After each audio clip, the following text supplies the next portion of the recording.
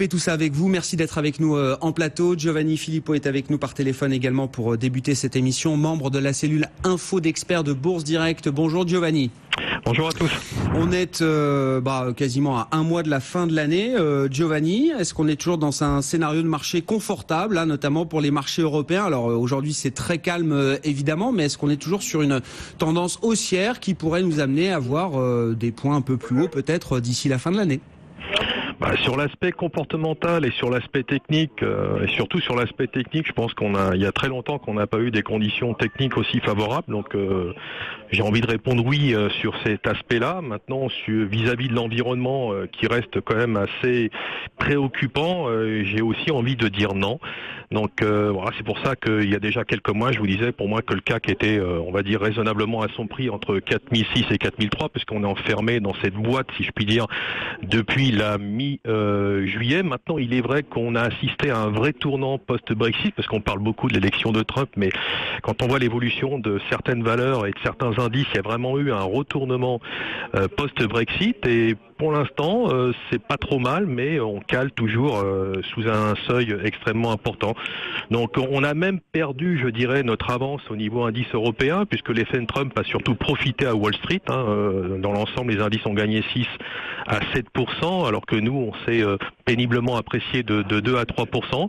Mais on a quand même une évolution graduelle depuis mi-juillet. On était aux alentours de 4003, là on est au-dessus de 4005, un seuil psychologique des 4005 qui nous a maintenu en haleine pendant des semaines et des semaines, et là on arrive depuis plusieurs séances à s'installer au-dessus. Donc on peut espérer maintenant, ça va être, je pense, assez difficile. Pour moi, s'il y a une fenêtre de tir favorable, elle interviendra certainement après la nouvelle séquence de timing événementiel important à venir. C'est-à-dire qu'on a l'OPEP le 30, le référendum en Italie le 4 et les élections présidentielles autrichiennes. Et puis après, pour terminer, le 14 décembre, la Fed.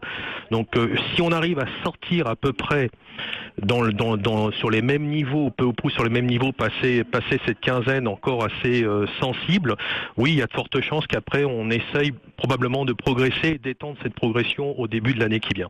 Bon, sur les mouvements de devises, là, enfin, vous parliez du rendez-vous de la Réserve fédérale américaine. On a l'impression que c'est déjà complètement intégré. Est-ce que le dollar même n'est pas allé un peu trop vite, un peu trop loin dans son mouvement d'appréciation au regard de la hausse de taux qui semble acquise pour tout le monde aujourd'hui? J'ai l'impression que là, il y a quand même des gros paris qui ont été faits en fonction du programme du nouveau président des États-Unis. Est-ce que les raccourcis n'ont pas été trop vite est-ce que les investisseurs n'ont pas été trop vite en besogne? C'est la question qu'on peut se poser. Maintenant, au niveau de la Fed, il reste encore un atout-maître dans la manche des démocrates, c'est Janet Yellen. Voilà, dit la colombe. Alors, je pense pas qu'elle ait envie de devenir la Daisy de Donald, si je puis dire, pour faire un peu d'humour, mais elle a déjà prévenu, si vous voulez, au niveau de la régulation, notamment au niveau du secteur bancaire et financier aux États-Unis, qu'elle n'était pas prête à laisser les vannes s'ouvrir à nouveau vers de nouveaux excès, tout comme l'a évoqué d'ailleurs Mario Draghi. Il est important de garder cette régulation. Donc il risque quand même d'y avoir un petit peu d'accroche. Maintenant, les taux US, ils ont sensiblement remonté depuis un an et encore plus depuis l'élection de Trump.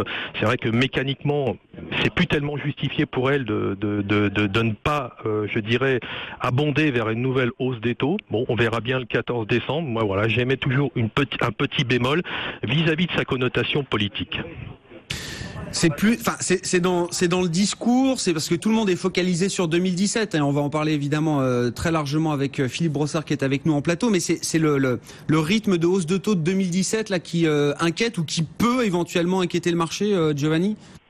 Disons qu'il ne faut pas aller trop vite. Je pense qu'il ne faut pas aller trop vite en besogne. Vous savez que ces dernières années, sortie de crise, même si on n'avait pas complètement sorti, les attentes, elles étaient assez complaisantes.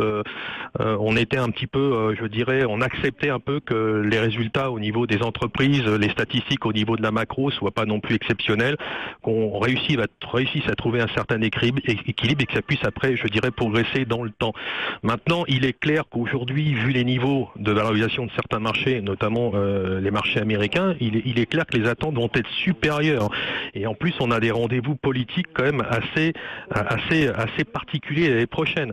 D'ailleurs, je ne sais pas si vous avez vu ce matin, la BCE qui a quand même émis certaines réserves, elle s'inquiète de la capacité de certains pays en Europe à gérer leurs dettes, de l'absence récurrente de réformes structurelles, de l'incertitude politique qui est plus dense et qui plane en Europe, et des récentes tensions sur les taux. Donc je ne crois pas que la partie sera aussi claire et aussi facile que ça, même pour l'exercice qui vient.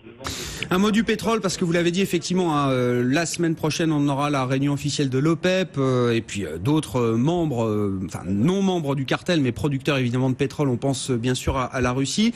Il y a eu un certain nombre de signaux envoyés, des signaux qui semblent plutôt positifs, en faveur en tout cas de la mise en exécution d'un accord pour limiter ou résorber, réduire la production mondiale de pétrole. Est-ce que cette fois c'est la bonne? Est-ce que le marché y croit? Et qu'est-ce qu'on peut avoir en tête comme type de réaction, Giovanni? Le marché y croit, oui, je veux dire, il veut bien y croire. C'est sûr que là, il y a un intérêt, et c'est surtout pour moi un intérêt spéculatif. On évolue quand même en dents de scie depuis plusieurs mois. C'est vrai qu'on a eu une impulsion assez importante en début d'année, de février au mois de juin, 50% de rebond sur le pétrole. Après, il y a eu quand même des phases de correction. Il y a eu une anticipation haussière lorsqu'il y a eu l'accord à minima au mois de septembre. Derrière, on s'est écroulé assez facilement. D'ailleurs, je vous avais signalé mi-octobre une pointe excessive en termes des positions longues. Elles ont été depuis lessivées. Là, apparemment, on repart sur un pari, sur un éventuel accord de gel de production, voire une baisse auquel je ne crois pas, plutôt un gel, mais sur quel niveau? Sur des niveaux records. Sur des niveaux records, d'autant plus qu'il ne faut pas oublier que dans le programme de Donald Trump, son désir, c'est de rebooster à nouveau les gaz et huiles de schiste. Donc, moi, je crains, si vous voulez, que l'évolution du pétrole soit assez tourmentée encore ces prochains mois. Ouais, c'est-à-dire qu'on pourrait avoir une réaction un peu émotionnelle sur l'idée d'un accord, mais quand on regardera un peu dans le détail, oui, on verra que la production elle est déjà au maximum et qu'il y en aura peut-être encore plus à venir du côté américain si Trump va au bout de la dérégulation de l'industrie pétrolière et énergétique américaine. Tout à fait. Si on se fie au rapport officiel de l'OPEP ou de l'Agence internationale de l'énergie, comme je vous l'ai déjà souligné, on est parti pour rester en excédent pour un certain temps, même courant 2017, au minimum jusqu'au premier semestre. Donc il va falloir quand même qu'il y ait un effort assez marqué et notamment une baisse de production mais j'en doute beaucoup. Donc c'est pour ça que je reste, je dirais, assez prudent sur le pétrole. $49 pour le Brent cet après-midi et $48 pour le brut léger américain. Merci beaucoup Giovanni, merci d'avoir été avec nous pour commenter cette séance. Giovanni Filippo, membre de la cellule Info d'experts de Bourse Direct.